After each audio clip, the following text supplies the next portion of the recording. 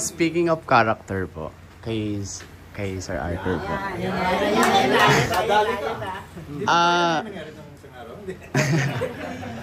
Paano nyo po napapasok yung character nyo na bigla-bigla po kayo nag-girly-girly na iba po yung character nyo personally?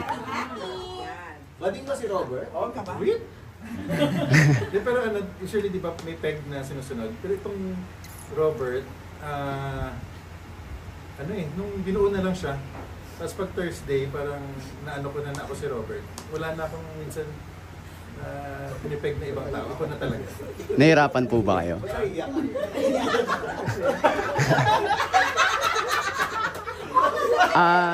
Nahirapan po ba yung gawin yun?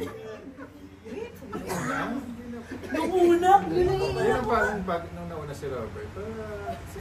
Nag-adjust, yes. Pero nung huli na, hindi na. Nahirapan ka mag-adjust sa character mo. Yun nung una, nung pinano na, nung dapat medyo, Guwapong driver ka na macho. Pero kuya, di ba sa Bukwan, gano'n na ba siya agad? Wala pang shopping. Yun yung nahirapan na siya dun sa macho na part. Ayun, nahirapan ako nung una ng Robert, yung lines na minsan, basta yung gano'n, yung normal na dati. Macho. Nung gano'n na, nasanay na. So mas mas okay siya doon sa Robert, di ba? Nahanap niya na yung Nahanap identity. niya. So happy. Pero kala ko talaga nung Bukwan, Becky siya. Kasi, pero di ba may pagka-vain ka talaga in real life? Hello? Hindi kaya na-twist din yung character, di ba? Naano din yung character. So pag ako hindi personal, yung pagiging tanga ko, yung sa kanyang vain personal. Dito ba isa pag Thursday kasi alam ko na, ay, taping day, ako na si Robert. Yeah. Pero ngayon, Monday pala ako na si Robert. Kasi sa ibang show.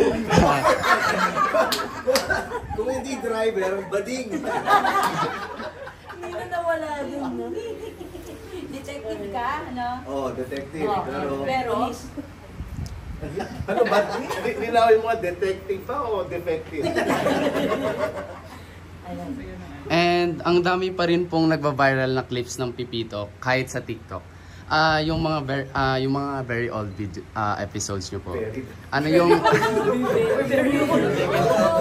15 years old na bata. Very old. ano po yung reaction nyo na patok talagang humor ng show nyo po? I would think na very universal yung ginawa naming mga script at saka yung mga topics na pinag-uusapan. Kaya kahit after a few years, relatable pa rin siya. And siguro yung mga kaedad namin noon, matanda na kami ngayon eh. Siguro ngayon lang nila na-discover yung mga clips na yun. Kaya ngayon pala sila nakakarinig. And my last question po is, More. bakit sa tingin nyo nostalgic ang feels ng Pipito Manaloto? Intentional ba ito or na-develop lang through the years? Tumagal lang siguro, tumanda lang siguro, kaya naging nostalgic. Hindi, well, ako, intentionally, nandoon yung DNA kasi ng John and Marcia.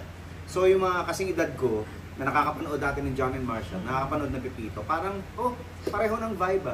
I mean, even yung habit, yung watching habit ng family na nag-gather around the television at a certain time na kami dati pag Fridays yun, kami dyan.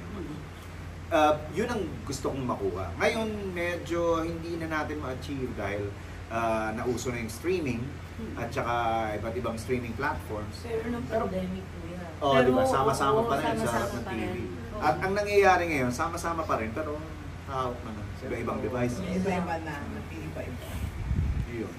So we grow with our audience. Yun lang po. Thank you po. Talagang nostalgic.